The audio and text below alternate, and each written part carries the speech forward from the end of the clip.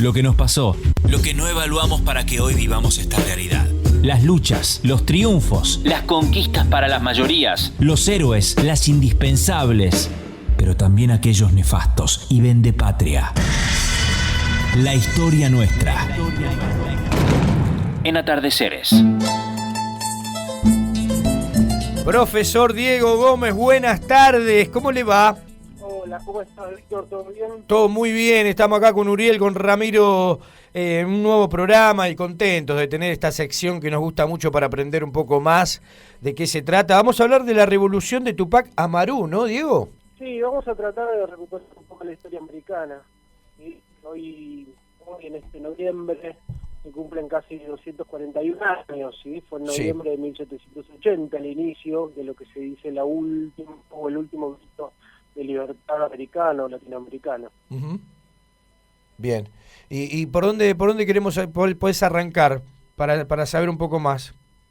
Lo principal para entender, para tratar de recuperar esta historia es entender que no fue la única rebelión, sino que hubo muchas, pero fue una de las últimas y una de las más importantes, ¿sí? Fue una rebelión social en la etapa colonial, por supuesto, en claro. 1980, después de 3 siglos de dominación española. Fue muy importante, fue muy grande y muy importante. No solo eso, sino que también puso en jaque al colonialismo español en América, ¿no? Claro.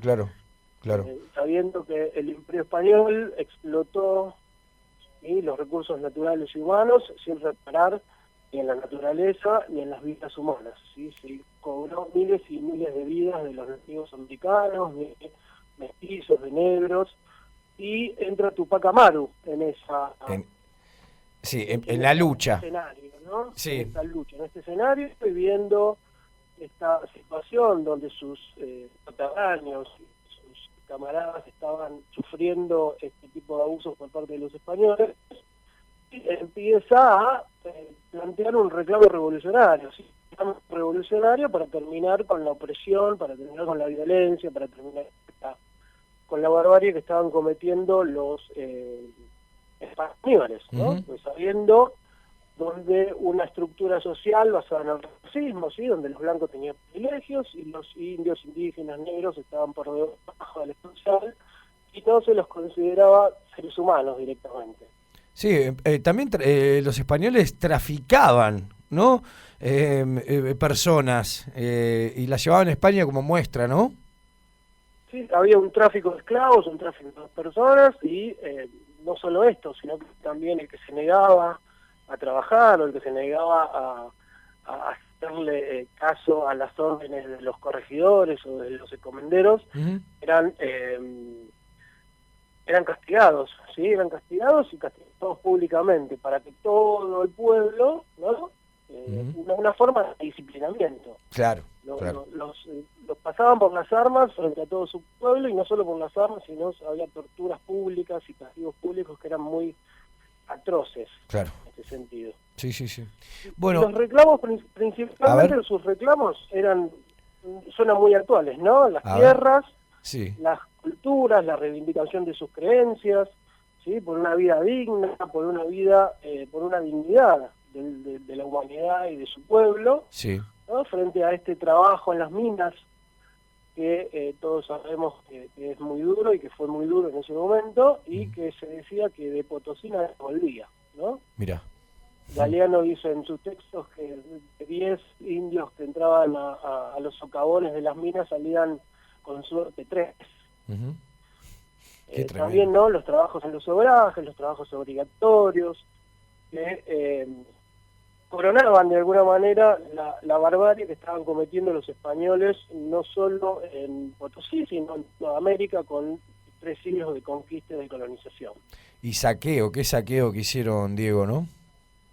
Sí, un saqueo terrible. Hay un artículo que plantea que con lo que se llevaron de oro y plata y vidas humanas se podría pagar 200 millones de euros extras, ¿no? Si hicieron la cuenta así a grosso modo. Sí, claro. Y América Latina sería una potencia mundial con todo el oro y la plata que finalmente el Imperio Español no se quedó, ¿no? Sino que la repartió por toda Europa pagando pagando gastos Sí. y comisiones a ingleses, holandeses Claro. y demás. Qué locura, qué locura. Bueno, y la revolución, ¿por qué se le llama? ¿Porque realmente se lograron estas demandas? Principalmente cuando estalla la revolución hay una serie de victorias, ¿sí?, militares, Sí. porque se juntaron casi 100.000, el ejército de Tupac Amaru era casi 100.000 personas, ¿sí?, Sí. entre indios, mestizos, pero hubo un error de estrategia, ¿sí? A ver. En vez de tomar Cusco en esas primeras etapas de la revolución, ¿sí?, ese giro revolucionario, los españoles se retiraron de Cusco para rearmarse y reorganizarse. Okay. Y cuando volvieron, los españoles ya habían unido fuerzas, habían enviado armas y militares y ejércitos hacia Cusco y fueron derrotados de la peor manera. Se logró la conciencia de un pueblo, ¿no? Porque sabemos que en 1770 fue, y pocos años después sería como la antesala de las revoluciones americanas, ¿no? Sí, claro. De las independencias americanas. Una muestra, De... yo me imagino que es una muestra de que unido el pueblo puede lograr lo que se proponga, pero bueno, hay que luchar por los derechos, ¿no? Sí, claro. Sabemos que Tupac Amaru era una persona muy culta, sí, estudió, manejaba muchos idiomas, y uno de sus programas, uno de sus escritos era eso, ¿no? Claro. Unidos vamos a lograr el objetivo mayor, que es la libertad del pueblo, ¿sí? Hay que unirse mestizos, criollos, indios, zambos, ¿no? Toda esa estructura social basada en el color de la piel y en la pureza de su sangre. Sí. Se rechazaba esto, Tupac Amaru y su lugarteniente, ¿no?, que era su esposa y compañera Micaela Bastidas, que fue una de las principales también luchadoras en este marco revolucionario. Tremendo. Bien, la verdad digo que cuando uno se pone a revisar, y ustedes que están más empapados, ¿no?, como profes, yo personalmente, uno va aprendiendo, ¿viste?, escuchando, uno sabe algo de Tupac Amaru, pero a veces está bueno este tipo de cosas porque nos permite o nos propone poder interiorizarnos un poco más, profundizar un poco sobre estas historias, o por lo menos sobre esta primera revolución, vamos a decir.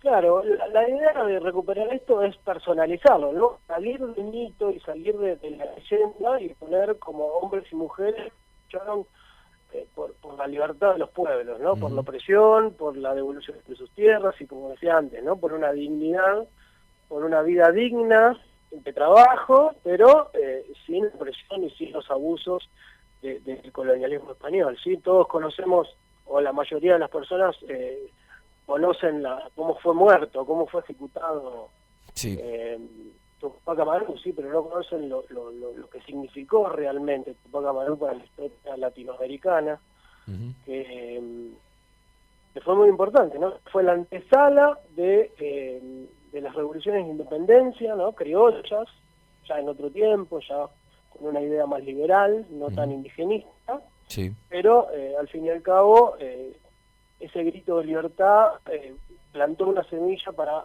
que luego criollos y nativos americanos se unan en contra de los abusos españoles. Muy interesante, Diego. Nos propones ir a buscar más de qué se trata y antes de esa muerte que bien graficás y que sabemos todos, poder saber un poco más de esta lucha.